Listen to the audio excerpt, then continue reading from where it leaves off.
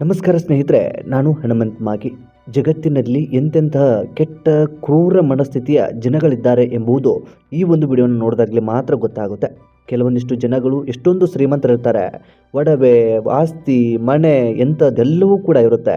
ಆದರೂ ಕೂಡ ಫ್ರೀಯಾಗಿ ಸಿಗಲಿ ಅನ್ನೋ ಒಂದು ಮನಸ್ಥಿತಿಯಿಂದ ಮಾತ್ರ ಯಾಕೆ ಹೊರಗಡೆ ಬಂದಿರೋದಿಲ್ಲ ಎಂಬುದೇ ಒಂದು ದೊಡ್ಡ ಪ್ರಶ್ನೆ ಆಗುತ್ತೆ. ಸ್ನೇಹಿತರೆ, ಇಂತಹದ್ದೇ ಒಂದು ಮನ ಕಲಕುವ ಘಟನೆ, ದುಡ್ಡಿನ ಮೋಹಕ್ಕೋ ಅಥವಾ ಇನ್ಯಾವುದೋ ಒಂದು ದಾರಿ ತಪ್ಪಿದ ವಿಚಾರಕ್ಕೋ ಅಮಾಯಕ ಹೆಣ್ಣು ಮಕ್ಕಳು ಬಲಿಯಾಗಿ ಬಿಡುತ್ತಾರೆ. ಅಂತಹದ್ದೊಂದು ಘಟನೆ ಈಗ ಮತ್ತೆ ನಮ್ಮ ರಾಜ್ಯದಲ್ಲಿ ನಡೆದು ಬಿಟ್ಟಿದೆ. ಈ ಘಟನೆಯನ್ನು ಸಂಪೂರ್ಣವಾಗಿ ಗಮನಿಸಲೇಬೇಕಾಗಿದೆ. ಎಲ್ಲ ಹೆಣ್ಣು ಮಕ್ಕಳು, ಅದರಲ್ಲೂ ಕೂಡ ಹೆಣ್ಣು ಮಕ್ಕಳನ್ನು ಒಂದು ಶ್ರೀಮಂತ ಮನೆತನಕ್ಕೆ ಅಥವಾ ಸರ್ಕಾರಿ ನೌಕರಿ ಇರುವಂಥ ವ್ಯಕ್ತಿಗೆ ಮದುವೆ ಮಾಡಿಕೊಡಬೇಕು ಅಂತ ಕನಸನ್ನು ಹೊತ್ತಿರ್ತಕ್ಕಂಥ ಎಲ್ಲ ಪೋಷಕರು ಗಮನಿಸಲೇಬೇಕಾದಂಥ ವಿಡಿಯೋ ಇದು. ಸೊ ಮಿಸ್ ಮಾಡದೆ ವಿಡಿಯೋನ ಕೊನೆವರೆಗೂ ನೋಡಿ. ಈ ವಿಡಿಯೋನ ನೋಡಿ ಆದಮೇಲೆ ನಿಮ್ಮ ಹೆಣ್ಣು ಮಕ್ಕಳನ್ನು ಎಂಥವರಿಗೆ ಕೊಡೋದಕ್ಕೆ ನಿರ್ಧಾರ ಮಾಡ್ತಿರೋ ನಿಮಗೆ ಬಿಟ್ಟಿರ್ತಕ್ಕಂಥ ವಿಚಾರ. ಅದಕ್ಕೂ ಪೂರ್ವದಲ್ಲಿ ನೀವೇನಾದರೂ ಮೊದಲ ಸಲ ನಮ್ಮ ಚಾನಲ್ ನೋಡ್ತಿದ್ರೆ ಈ ಕೂಡಲೇ ಸಬ್ಸ್ಕ್ರೈಬ್ ಮಾಡಿ. ಹೆಚ್ಚಿನ ವಿಡಿಯೋಗಳಿಗಾಗಿ ನೋಟಿಫಿಕೇಶನ್ ಬೆಲ್ಲೈಕನ್ ಕೂಡ ಕ್ಲಿಕ್ ಮಾಡಿಕೊಳ್ಳಿ. ಈ ವಿಡಿಯೋನ ಫೇಸ್ಬುಕ್ ಪೇಜಲ್ಲಿ ಗಮನಿಸ್ತಾ ಇದ್ದರೆ ಈ ಕೂಡಲೇ ಪೇಜ್ನ ಫಾಲೋ ಕೂಡ ಮಾಡಿಕೊಳ್ಳಿ. ಪೋಷಕರು ಅರಗಿಣಿಯಂತೆ ಮಗಳನ್ನು ಸಾಕಿದ್ರು. ಸಾಲದಕ್ಕೆ ಮಗಳು ಸುಖವಾಗಿರಬೇಕೆಂದು ಸರ್ಕಾರಿ ಕೆಲಸದಲ್ಲಿ ಇರುವ ಹುಡುಗನನ್ನು ಹುಡುಕಿದ್ದು ₹5,00,00,000 ಹೆಚ್ಚು ಖರ್ಚು ಮಾಡಿ ಅದ್ಧೂರಿಯಾಗಿ ಮದುವೆ ಸಹ ಮಾಡಿಕೊಟ್ಟಿದ್ರು.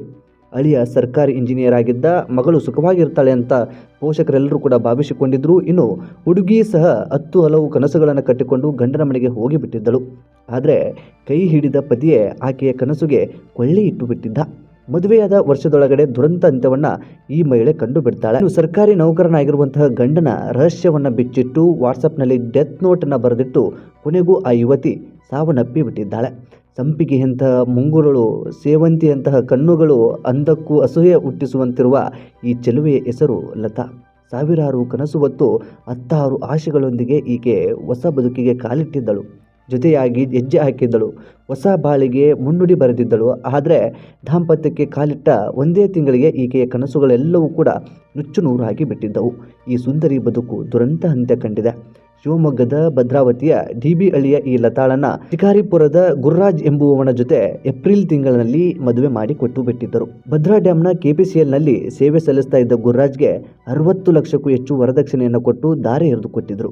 ಆದರೆ ಮದುವೆಯಾದ ಒಂದೇ ತಿಂಗಳಲ್ಲಿ ಪತಿ, ಅತ್ತೆ, ನಾದಿನಿ ಮತ್ತು ನಾದಿನಿಯ ಭಾವ ಮತ್ತಷ್ಟು ವರದಕ್ಷಿಣೆಗಾಗಿ ಲತಾಳಿಗೆ ಕಿರುಕುಳವನ್ನು ಕೊಡೋದಕ್ಕೆ ಪ್ರಾರಂಭಿಸಿಬಿಟ್ಟಿದ್ರು.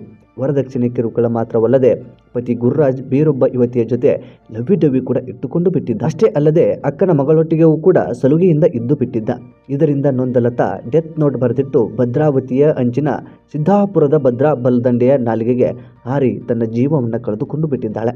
ಲತಾ ನವೆಂಬರ್ 23ರಂದು ವಾಟ್ಸಪ್ನಲ್ಲಿ ಡೆತ್ ನೋಟ್ ಬರೆದು ಕುಟುಂಬದವರಿಗೆ ಕಳಿಸಿದ್ದಾಳೆ. ನಂತರ ನಾಲೆ ಸಮೀಪದ ದೇಗುಲ ಬಳಿ ವೇಲ್, ಬಳೆ ಹಾಗೂ ಮೊಬೈಲ್ ಬಿಟ್ಟು ಹೋಗಿದ್ದಾಳೆ. ಬಳಿಕ ನಾಲೆಗೆ ಲತಾ ಹಾರಿ ಪ್ರಾಣವನ್ನು ಬಿಟ್ಟು ಬಿಟ್ಟಿದ್ದಾಳೆ. ಇನ್ನು 108 ಕನಸು ಕಟ್ಟಿಕೊಂಡಿದ್ದ ಚೆಲುವೆ ಕಣ್ಮರೆ ಆಗಿದ್ದು ಹತ್ಯೆಗೆ ಶರಣಾಗಿರುವ ಸಂಶಯ ಕಾಡುತ್ತಿದೆ. ಇತ್ತ ಪತಿ ಗುರ್ರಾಜ್ ಹಾಗೂ ಕುಟುಂಬದಸ್ಥರು ಈ ಒಂದು ಘಟನೆಯ ಕೇಳಿದ ನಂತರ ಈ ಒಂದು ಸುದ್ದಿ ವೈರಲ್ ಆಗ್ತಾ ಇದ್ದ ಹಾಗೆ ಎಸ್ಕೇಪ್ ಆಗಿ ಬಿಟ್ಟಿದ್ದಾರೆ. ಆರೋಪಿಗಳ ವಿರುದ್ಧ ಕ್ರಮಕ್ಕೆ ಲತಾ ಕುಟುಂಬದವರು ತುಂಬ ಆಗ್ರಹಿಸ್ತಾ ಇದ್ದಾರೆ. ಇನ್ನು ಭದ್ರಾ ಡ್ಯಾಂನ ಕೆಪಿಸಿಎಲ್ನಲ್ಲಿ ಎಇಇ ಆಗಿ ಗುರ್ರಾಜ್ ಸೇವೆ ಸಲ್ಲಿಸ್ತಾ ಇದ್ದ ಸರ್ಕಾರಿ ಅಧಿಕಾರಿ ಎನ್ನುವ ಕಾರಣಕ್ಕೆ ಭರ್ಜರಿ ವರದಕ್ಷಿಣೆ ಕೊಟ್ಟು ಲತಾ ಪೋಷಕರು ಮದುವೆಯನ್ನ ಮಾಡಿಕೊಟ್ಟಿದ್ದರು. ಅವನು ಹೇಳಿದಂತಹ ಕಲ್ಯಾಣ ಮಂಟಪಕ್ಕೆ ಹೋಗಿದ್ರು. ಎಲ್ಲ ಒಟ್ಟಾರೆಯಾಗಿ ನಮ್ಮ ಮಗಳು ಚೆನ್ನಾಗಿರಲಿ ಎಂಬ ಒಂದು ಕಾರಣದಿಂದಾಗಿ 30 ಗ್ರಾಂ ಚಿನ್ನಾಭರಣ, 10 ಲಕ್ಷ ನಗದು ಸೇರಿ ಸುಮಾರು ₹60 ಲಕ್ಷ ಖರ್ಚನ್ನ ಮಾಡಿ ಮದುವೆ ಕೂಡ ಮಾಡಿಕೊಟ್ಟಿದ್ದರು. ಇಷ್ಟೆಲ್ಲ ವರದಕ್ಷಿಣೆ, ವರೋಪಚಾರ ಪಡೆದರೂ ಅವರ ದಾಹ ಕಡಿಮೆ ಆಗಿರಲಿಲ್ಲ. ಮದುವೆ ನಡೆದ ಒಂದೇ ತಿಂಗಳಿಗೆ ಪತಿ ಮನೆಯವರ ಬಣ್ಣ ಕೂಡ ಲತಾನ ಎದುರು ಕಳಚಿ ಬಿದ್ದಿತ್ತು. ವರದಕ್ಷಿಣೆಗಾಗಿ ಪತಿ ಗುರ್ರಾಜ್ ಜೊತೆ ಆತನ ಮನೆಯವರು ಕೂಡ ಪೀಡಿಸುವುದಕ್ಕೆ ಪ್ರಾರಂಭಿಸಿಬಿಟ್ಟಿದ್ದರು.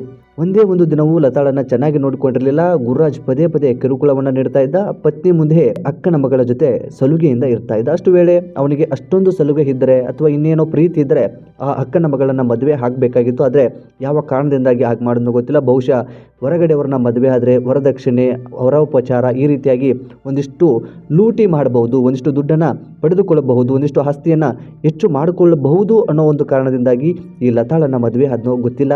ಅಲ್ಲದೆ ಇನ್ನೊಂದು ಯುವತಿಯ ಜೊತೆಗೂ ಕೂಡ ಚಾಟಿಂಗ್ ನಡೆಸ್ತಾ ಇದ್ದ. ಸ್ವತಃ ಈ ವಿಚಾರ ಲತಾಳಿಗೆ ಗೊತ್ತಾಗಿರುತ್ತೆ, ಎಲ್ಲವೂ ಕೂಡ ಗಮನದಲ್ಲಿ ಇರುತ್ತೆ. ಈ ಕುರಿತಾಗಿ ಈ ಎಲ್ಲ ವಿಷಯಗಳನ್ನು ಲತಾ ಡೆತ್ ನೋಟಲ್ಲಿ ಉಲ್ಲೇಖಿಸಿಬಿಟ್ಟಿದ್ದಾಳೆ. ಆಷಾಢಕ್ಕೆಂದು ಭದ್ರಾವತಿ ತಾಲೂಕಿನ DB ಹಳ್ಳಿಯ ತವರು ಮನೆಗೆ ಲತಾ ಬಂದಿರ್ತಾಳೆ. ಆದರೆ ಆಷಾಢ ಮುಗಿದ್ರೂ ಪತ್ನಿಯನ್ನು ಮನೆಗೆ ಕರೆದುಕೊಂಡು ಹೋಗಲು ಗುರುರಾಜ್ ಬಂದಿರೋದೇ ಇಲ್ಲ. ಈ ಎಲ್ಲ ಘಟನೆಗಳಿಗಾಗಿ ಲತಾ ಮಾನಸಿಕವಾಗಿ ನೊಂದು ಬಿಟ್ಟಿರ್ತಾಳೆ. ಹೀಗಾಗಿ ತನ್ನ ಸಾವಿಗೆ ಪತಿಯ ಅಕ್ಕಂದಿರಾದ ನಾಗರತ್ನ, ರಾಜೇಶ್ವರಿ, ಅತ್ತೆ ಶಾರದಮ್ಮ, ಪತಿಯ ಅಕ್ಕನ ಗಂಡ ಕೃಷ್ಣಪ್ಪ ಹಾಗೂ ಪತಿ ಗುರುರಾಜ್ ಕಾರಣ ಎಂದು ಲತಾ ಡೆತ್ ನೋಟಲ್ಲಿ ಬರೆದು ಬಿಟ್ಟಿದ್ದಾಳೆ. ಮಗಳ ನಿರ್ಧಾರದಿಂದ ಪೋಷಕರು ತುಂಬ ಕಂಗಾಲಾಗಿದ್ದಾರೆ. ನಾಳೆ ಬೆಳಿ ಗ್ರಾಮಸ್ಥರು ಮತ್ತು ಕುಟುಂಬಸ್ಥರು ಕಣ್ಣೀರು ಹಾಕ್ತಾ ಕೂತ್ಕೊಂಡಿದ್ದಾರೆ. ಅರಗಿನಿ ಅಂತ ಸಾಕಿದ್ದ ಮಗಳು ಮದುವೆಯಾದ ಮೇಲೆ ಸುಖವಾಗಿರ್ತಾಳೆ ಅಂತ ಸಹಜವಾಗಿ ಎಲ್ಲ ಪೋಷಕರು ಅಂದುಕೊಂಡು ಬಿಡ್ತಾರೆ. ಆದರೆ ತಂದೆ ತಾಯಿಗೆ ಮಗಳ ಈ ಸಾವು ಬರಸಿಡಿಲು ಬಡದಂತಾಗಿ ಬಿಟ್ಟಿದೆ. ಮಗಳು ಚೆನ್ನಾಗಿರಬೇಕೆಂದು ಸರ್ಕಾರಿ ನೌಕರಿಯಲ್ಲಿರೋ ವರನೇ ಬೇಕು ಎಂದು ಹುಡುಕಿ ಮದುವೆಯನ್ನು ಮಾಡಿಕೊಟ್ಟಿದ್ದರೂ ಎತ್ತವರ ಕಣ್ಣೀರಿನಲ್ಲಿ ಕೈ ತೊಳೆಯುವಂತಾಗಿ ಬಿಟ್ಟಿದೆ. ಸ್ನೇಹಿತರೆ, ಇದಿಷ್ಟು ನಮ್ಮ ರಾಜ್ಯದಲ್ಲಿ ಇತ್ತೀಚೆಗೆ ನಡೆದಂಥ ಒಂದು ಘಟನೆ.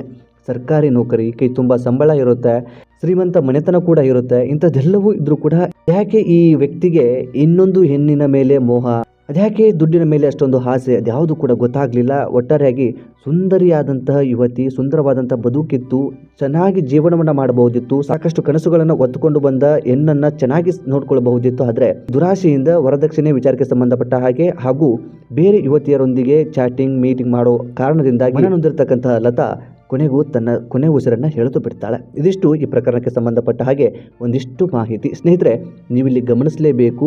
ನೀವು ಕೂಡ ನಿಮ್ಮ ಮನೆಯಲ್ಲಿ ಹೆಣ್ಣನ್ನು ಹೆತ್ತಿರ್ತೀರಾ ಅಥವಾ ನಿಮ್ಮ ಕುಟುಂಬದಲ್ಲಿ ಹೆಣ್ಣು ಮಕ್ಕಳು ಇರ್ತಾರೆ.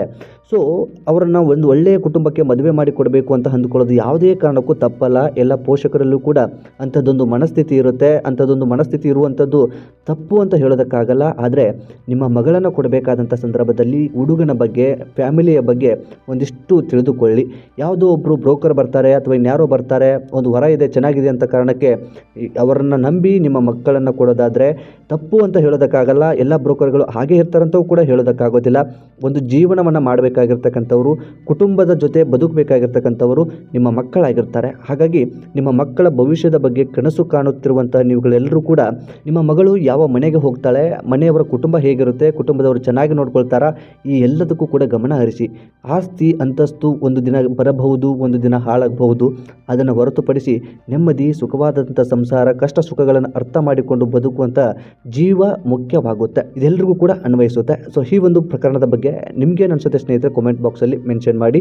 ಆದಷ್ಟು ಈ ವಿಡಿಯೋನ ನಿಮ್ಮ ಫ್ರೆಂಡ್ಸ್ಗೂ ಕೂಡ ಶೇರ್ ಮಾಡಿ, ಅವರಿಗೂ ಕೂಡ ಮಾಹಿತಿ ತಲುಪಲಿ. ಹಾಗಾಗಿ ಈ ವಿಡಿಯೋನ ಶೇರ್ ಮಾಡಿ ಅಂತ ಹೇಳೋದಕ್ಕೆ ಇಷ್ಟಪಡ್ತೀನಿ. ಮತ್ತು ಮುಂದಿನ ವಿಡಿಯೋದಲ್ಲಿ ಸಿಗೋಣ.